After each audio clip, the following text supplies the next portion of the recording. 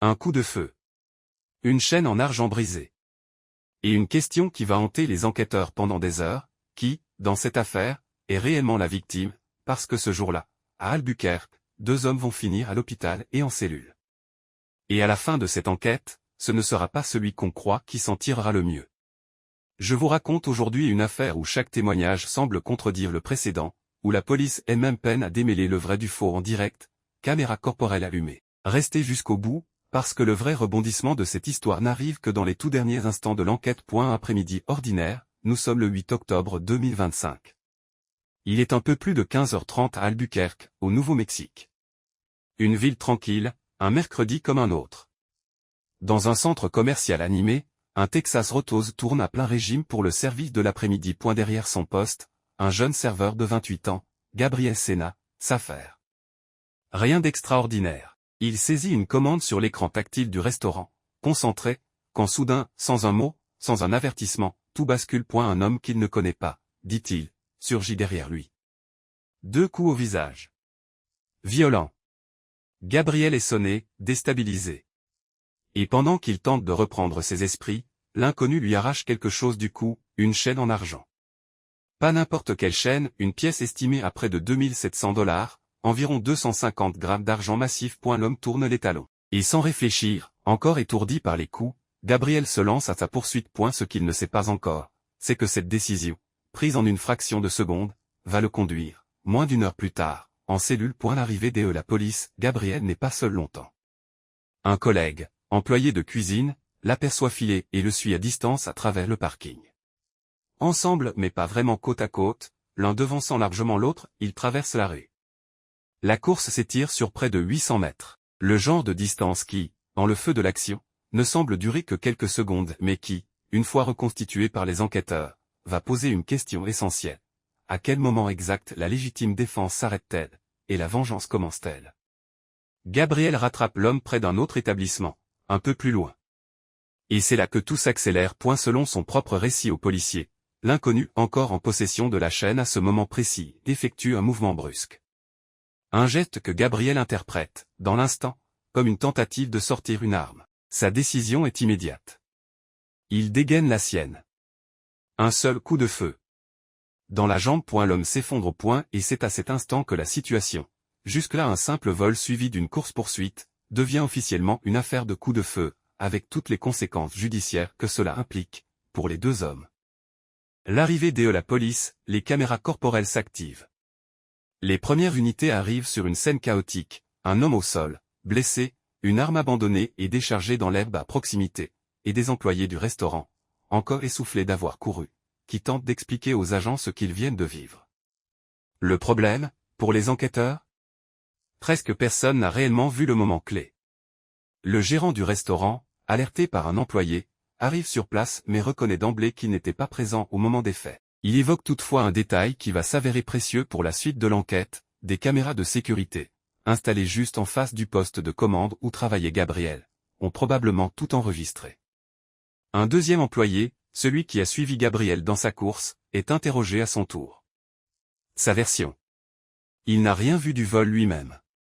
Il a seulement entendu du bruit, vu tout le monde se précipiter dehors, et suivi le mouvement. Quand il est arrivé sur les lieux du coup de feu, il était déjà trop loin derrière pour distinguer précisément ce qui s'était passé. Un témoin qui court, mais qui n'a rien vu. Un gérant qui accourt, mais qui n'était pas là. Pour les policiers, chaque interrogatoire referme une piste plutôt que d'en ouvrir une nouvelle. Il ne reste, pour l'instant, que la version de Gabriel lui-même. Le récit de Gabriel en détail, assis, encore visiblement secoué, Gabriel détaille son histoire aux agents avec un calme qui contraste avec la violence de la scène.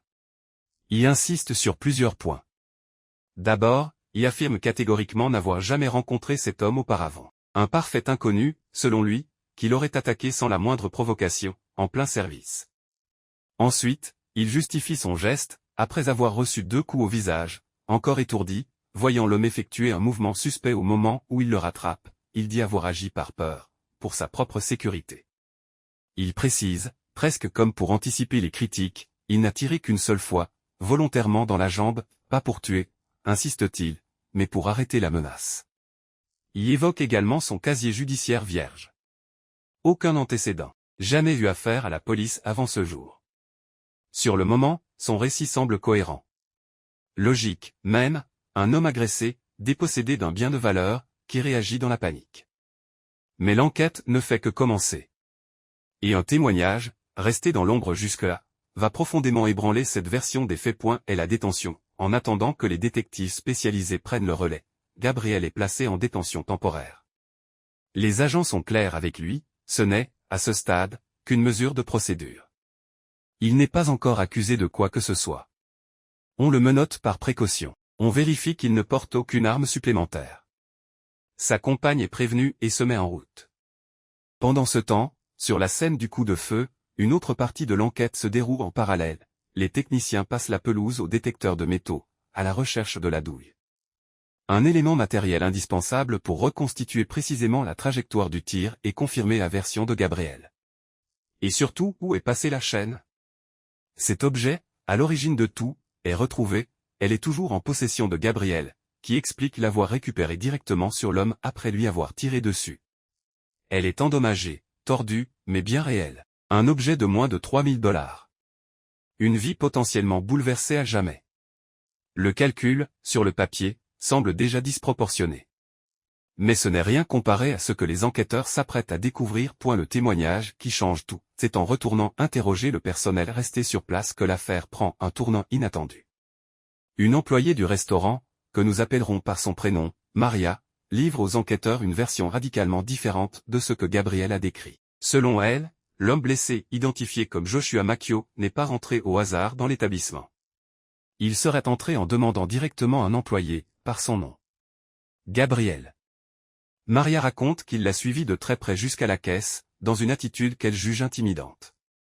Une fois arrivé au poste, il l'aurait poussé sur le côté d'un geste brusque de la paume, pour se frayer un passage vers Gabriel, qu'il aurait ensuite littéralement projeté au sol. Un détail supplémentaire, presque anecdotique en apparence, mais qui prend une toute autre dimension dans le contexte. Maria porte, ce jour-là, une botte médicale. Son pied droit est fracturé, en cours de guérison. Lors de la bousculade, elle heurte violemment une chaise avec ce pied déjà blessé. La douleur, dit-elle, est immédiate, et sa guérison, qui suivait pourtant son cours normalement, s'en trouve aggravée. Prenez un instant pour mesurer l'incohérence que cela soulève. Gabriel affirme, mot pour mot, n'avoir jamais rencontré cet homme auparavant. Un parfait inconnu. Alors, comment cet inconnu connaissait-il son nom? Cette question, à elle seule, va rester en suspens pendant toute la suite de l'enquête. Et elle change complètement la lecture de l'histoire. Ce n'était peut-être pas un simple vol opportuniste. Il pourrait s'agir d'un différend préexistant entre les deux hommes, un différend dont l'origine, à ce jour, n'a jamais été rendue publique. Deux hommes, deux destins, pendant que les enquêteurs tentent de recouper ces versions contradictoires. Joshua Macchio, la victime du coup de feu, est transporté d'urgence à l'hôpital. Son état est décrit comme critique. Gabriel, de son côté, quitte la scène menottée à l'arrière d'un véhicule de patrouille, direction au poste de police secondaire, où les détectives spécialisés dans les vols qualifiés doivent prendre le relais de l'interrogatoire. Le trajet est court, à peine 5 minutes. Mais l'attente, elle, s'étire. Assis dans une salle, Gabriel demande timidement à l'agent qui l'accompagne ce qu'il attend. La réponse est honnête, mais peu rassurante, personne ne peut encore lui dire quelle sera l'issue. Cela dépendra de ce que détermineront les enquêteurs.